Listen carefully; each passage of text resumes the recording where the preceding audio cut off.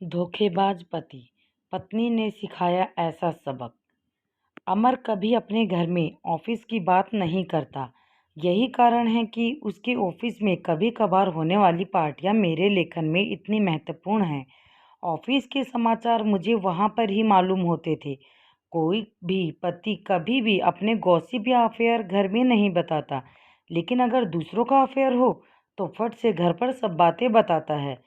फिर पत्नी पार्टी में दूसरों के साथ मसालेदार खबर शेयर करती है। उस वक्त बताने वाले की आंखों की चमक और सुनने वालों की उत्सुकता देखने लायक होती है।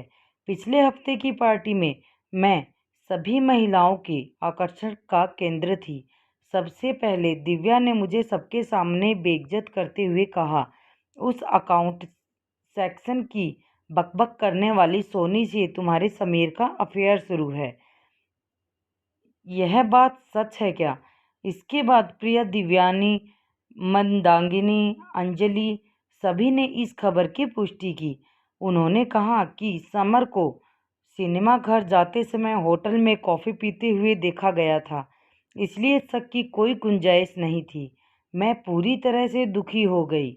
मैं यहाँ ये दिखाने में सफल रही कि इस खबर का मुझ पर कोई असर नहीं हुआ।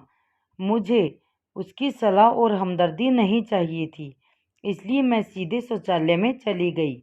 वहाँ एकांत में मेरे मन में दो बातें घटित हुई। किसी भी तरह से ऐसे मामलों में पति के साथ लड़ने से कोई फायदा नहीं होगा। हमेशा लड़ाई का असर उल्टा होता है। दूसरी बात, ऐसे में रोने से कोई फायदा नहीं होगा, फिर कुछ अलग चाल चलनी पड़ेगी।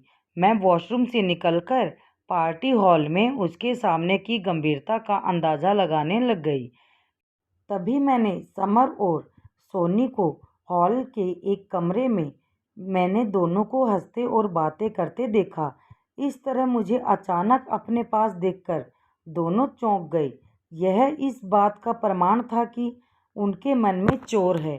सोनी थोड़ी खुश हुई, पर जब मैंने उसकी तारीफ की कि तुम कितनी खूबसूरत दिखती हो और तुम्हारे कपड़े बहुत अच्छे हैं, फिर मैं थोड़ी इधर उधर की बातें करती रही। एक चुटकुला सुनाया जिससे उसे राहत मिली और वह खुलकर मुस्कुराने लगी। समर को मेरे व्यवहार में कुछ भी आपत्तिजनक नहीं लगा, इसलिए वह निश्चिंत हो गया और वहाँ से चला गया और दूसरे ग्रुप में बातें करने लगा। मैंने अपने गुस्से और नफरत को छुपाते हुए सोनी के साथ काफ़ी समय बिताया, इसलिए मैंने सोनी और समर को एक साथ आने का मौका ही नहीं दिया। मैंने सोनी को बहुत बार कहा कि एक बार घर पर आओ ना। उसने कहा आऊँगी फिर कभी। आखिर में एक बार उसने मुझे घर आने का न्योता भी दिया, जो कि मैं चाहती थी। मैं मन ही मन उदास थी। समर के विश्वासघात से मैं पूरी तरह टूट चुकी थी। हालांकि मन में तय कर रही थी कि उन दोनों को कैसे सबक सिखाया जाए। यह सब हो जाने के बाद मैं घर वापस आई। घर वापस आने पर मेरी सास ने मेरे अवसाद पर ध्यान दिया। मेरे मुंह से कठोर है, लेकिन दिल से बहुत स्नेही थी। जब उन्हें ज़्यादा जोर देकर पूछा तो मैंने उन्हें सब कुछ बता दिया। उसके बाद 2 दिनों तक हमने ढेर सारे विचारों का आदान प्रदान किया। उनसे बात करके मेरे उदास मन को राहत मिली। कुछ दिनों के लिए समर टूर पर गया। मैंने बिल्कुल ठीक शनिवार चुना और सुबह करीबन 10 बजे सोनी के घर पहुंची। सोनी ने मुस्कुराकर मेरा स्वागत किया, लेकिन उसकी आंखें चिंता और आश्चर्य से भरी थी। अरे, समय था तो इसलिए मिलने चली आई। मुझे तुम्हारी याद आई तो इसलिए आई। सोचा नई सहेली को मिलाएं, इसलिए तुम्हारे घर आ गई। मैंने उसे अपनेपन से बोला, तुम्हारा स्वागत है। सोनाली, तुम शिव को क्यों नहीं लाई? अपने ड्राइंग रूम में जाकर पूछा। मेरी ननंद आई है मायके, उनके 2 बेटों के साथ खेल रहा था। क्या लोगी, चाय या कॉफी? चाय चलेगी। सोनी, अरे रिक्शे से उतरते वक्त कमर में मोच आ गई, थोड़ा लेट जाऊं क्या? हाँ हाँ, उसने जल्दी से मुझे एक तकिया दिया और मैं आराम से उसके बिस्तर पर सो गई और वह चाय बनाने चली गई। चाय के साथ साथ वो ढेर सारा नाश्ता भी ले आई थी। हमने खुशी खुशी चाय नाश्ता खत्म किया। जल्द ही हम कई विषय पर खुलकर बात करने लगे। बात करते करते मैंने उसकी शादी की बात उठा दी। शादी की बात करते ही वह थोड़े डर गई। मैंने उससे पूछा, क्या तुम लव मैरिज करोगी या अरेंज? इस सवाल पर वह बौखला गई। देखूंगी क्या करना है, उसने जवाब दिया। तुम जैसे स्मार्ट दिखने वाली लड़की के कई दोस्त होंगे, जरूर किसी से अफेयर होगा। बोलो ना, कौन है वह भाग्यशाली व्यक्ति? अब वह कैसे कहेगी कि उसका अफेयर मेरे ही पति से चल रहा है? तो मैंने उससे मुद्दे पर कुछ और समय निकाल कर उसे प्रताड़ित किया। मुझे बहुत मज़ा आ रहा था। तभी मेरे मोबाइल फ़ोन पर दो कॉल आए। एक मेरे सास का और दूसरा मेरी बीसी की सहेली का था। मैंने उन दोनों से कहा कि मैं अब सोनी के घर आई हूँ। मुश्किल से आधा घंटा बीतता था। तभी मेरी सास, मेरी ननंद मीनाक्षी, उनके दोनों बच्चे और शिव सभी सोनी के घर में दाखिल हुए। बच्चे सीधे टीवी की ओर बैठे और वह कार्टून चैनल लगाकर देखने लगे। सास और मीनाक्षी सोफे पर बैठकर मेरी कमर की मोच के बारे में बातचीत करने लगी। मम्मी जी, आप मेरी बहुत परवाह करती हो। तुम एक नंबर की बेपरवाह लड़की हो। 1000 बार बोला है कि वजन कम करने को, प्रसार पर नियंत्रण रखे, लेकिन वजन से कमर की मोच तो आएगी ही ना। पर तुम्हें तो किसी की सुननी ही नहीं है। सास का ऐसा रूप अवतार को देखकर सोनी डर गई थी।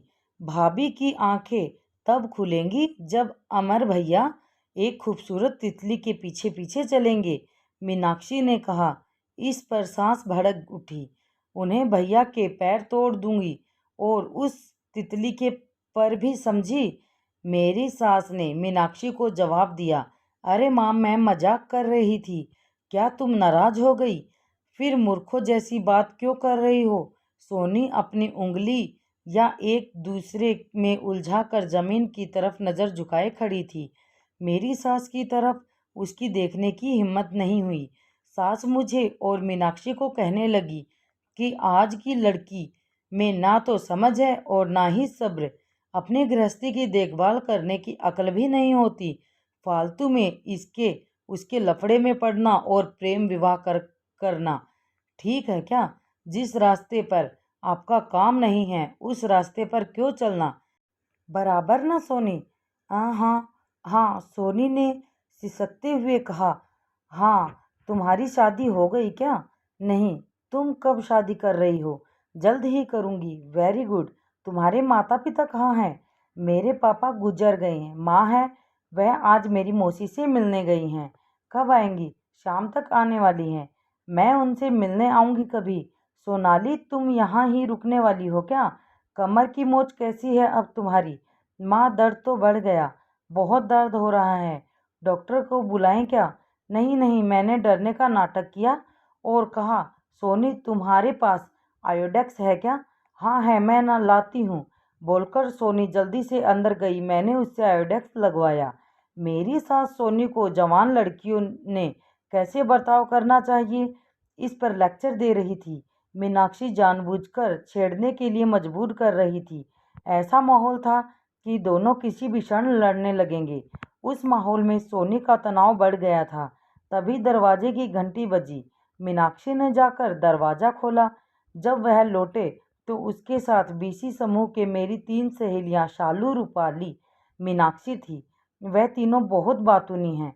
उनके आगमन ने माँ बेटी के बीच वाक़या युद्ध को रोक दिया। लेकिन रूम का आवाज़ एकदम ज़्यादा बढ़ गया।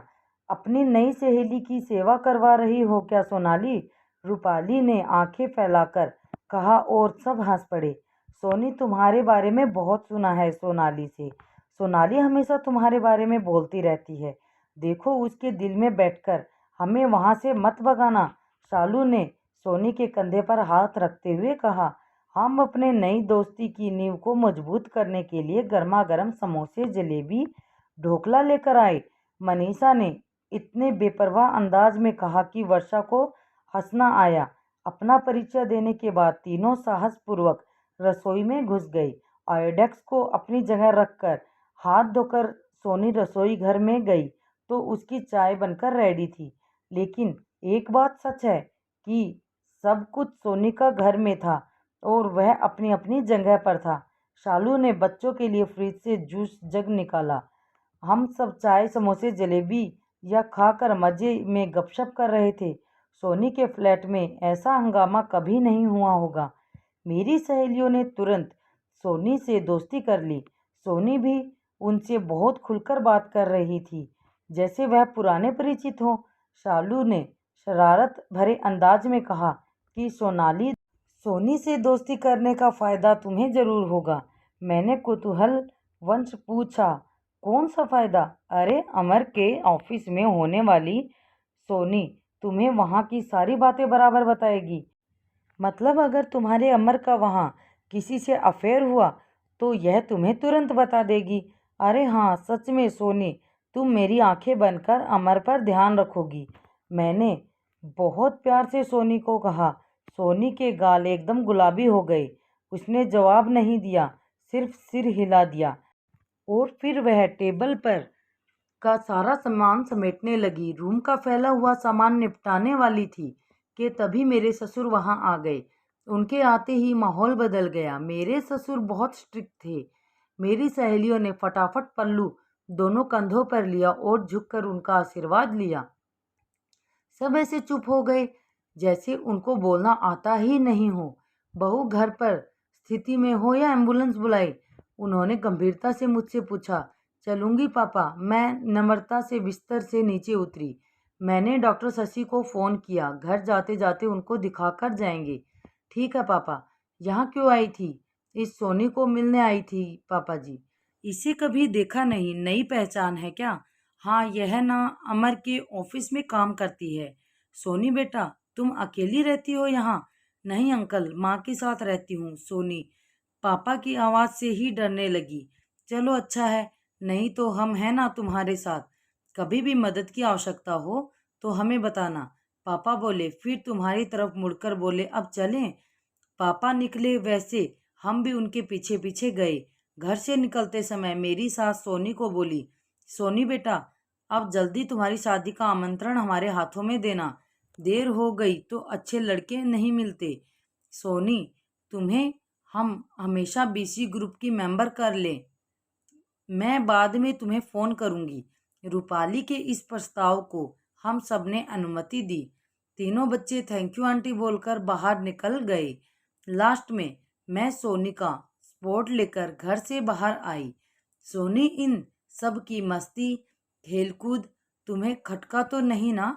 मैंने उससे पूछा।